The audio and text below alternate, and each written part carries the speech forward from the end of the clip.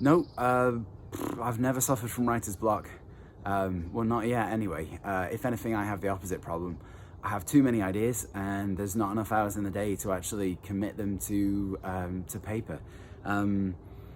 My creative process is sort of fairly circuitous in that the Troll from the Hole started as this one image, and then to actually turn it into a functional story, it took a long time.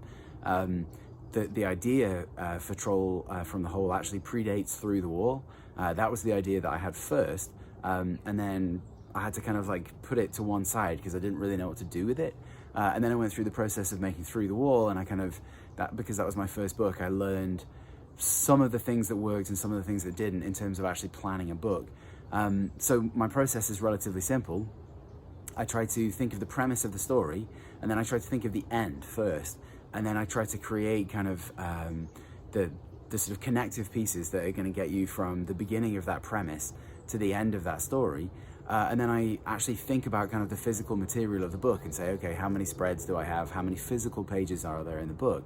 And I lay each one of those out as a little thumbnail, and then I put in a sentence or maybe two of text in each of those thumbnails, just roughing in kind of what I want to happen on each one of those pages. Then I'll turn that text into images and those little thumbnails, and then I try to kind of shuffle them around and rearrange them to sort of figure out what's the optimal kind of order and delivery of the story.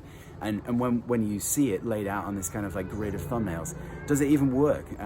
Does the story, does it make sense? How could you kind of make parts of it more kind of surprising or more interesting? And being able to see the story as a whole rather than reading it as kind of like a linear text, mapping it out visually, I find that's way more useful than kind of sort of quote unquote writing it. So as much as possible, I try and draw the story. I guess that's probably an accurate way of describing my process.